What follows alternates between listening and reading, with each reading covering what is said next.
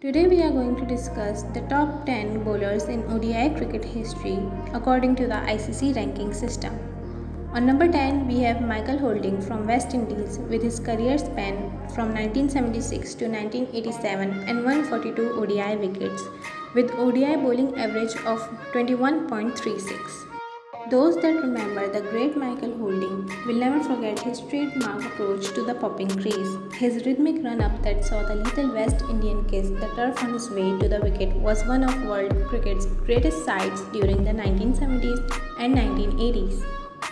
Although Holding's career is best known for his exploits in the Test arena, the brutal fast bowler was still able to put together an impressive limited overs record, compiling 142 wickets at less than 22. His career rating peaked in 1985, not long after the right-arm quick had dismantled Australia in Sydney with figures of 5 by 26 from 10 overs. While so many of the younger generation associate Holding with his iconic commentary box voice, those that witnessed Jamaican speedster will never forget him.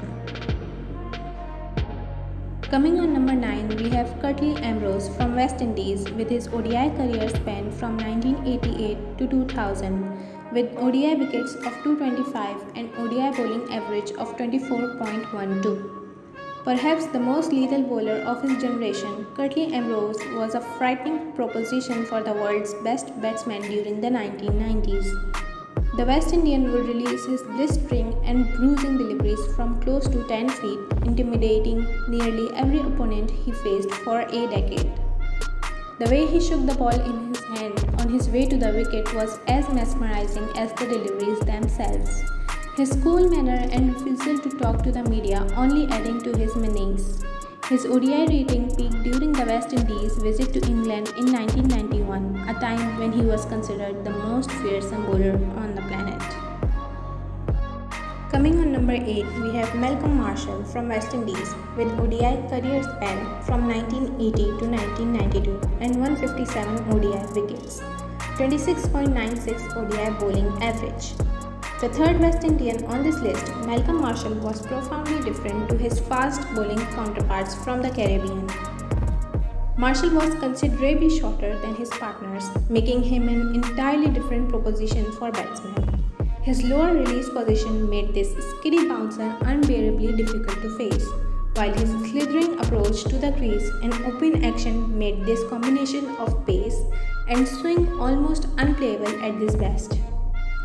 When his rating peaked at 891 in 1985, he stood alongside Micheal and another man on this list to form the most lethal fast bowler unit ever witnessed.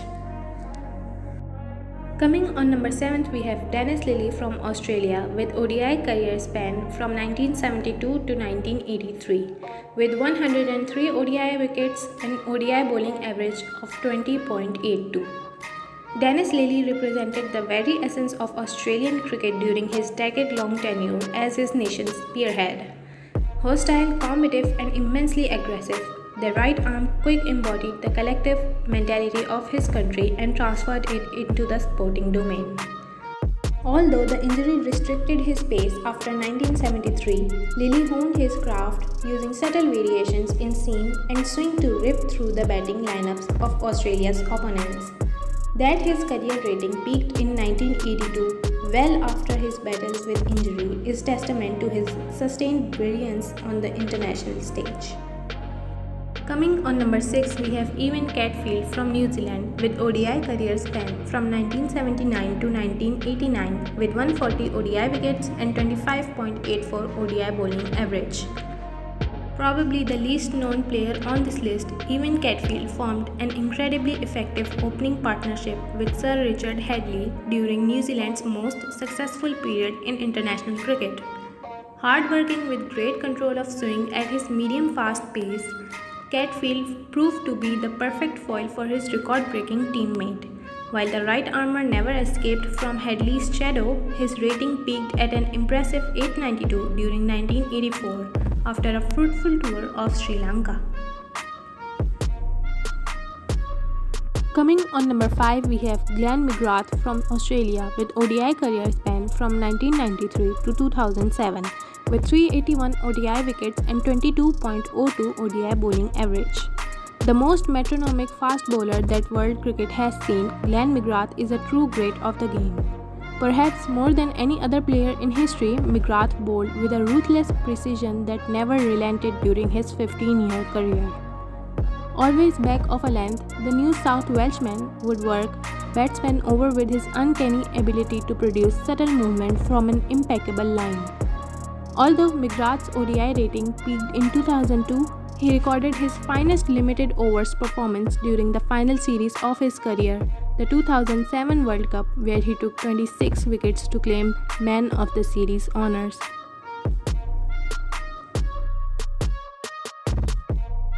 Coming on number 4th, we have Muralitharan from Sri Lanka with ODI career span from 1993 to 2011, 534 ODI wickets and 23.08 ODI bowling average. While he's one of the most controversial bowlers in the game's history, Muralitharan was a force to be reckoned with during his time in international cricket. His unprecedented and vicious off-spin was at times unplayable on the turning wickets of the subcontinent. Such was his control of spin and flight, Muralitharan was rarely conquered by international batsmen, most of them attempting to see him off before launching an assault on others. His haul of 534 wickets is a record in the ODI arena, made more impressive by the fact he played 6 less matches than the man that sits right beneath him. Coming in at number 4th, we have Shaun Pollock from South Africa with ODI career span from 1996 to 2008, 393 ODI wickets and 24.50 ODI bowling average. Coming from a rich cricketing history, Shaun Pollock was bound to be a world-class performer given the achievements of family members before him.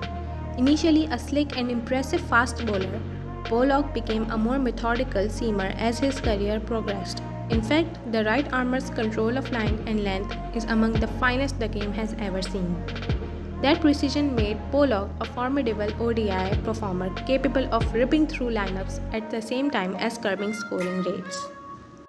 Like Lillee, the fact that his career rating peaked in 2007, the penultimate year of his career, is a reflection of his immense stature in the game. Coming in at number 2, we have Sir Richard Hadlee from New Zealand with ODI career span from 1973 to 1990, 158 ODI wickets and 21.56 ODI bowling average. Unquestionably the greatest cricketer to come from New Zealand shores, Sir Richard Hadlee almost single-handedly carried his team from close to 2 decades until 1990.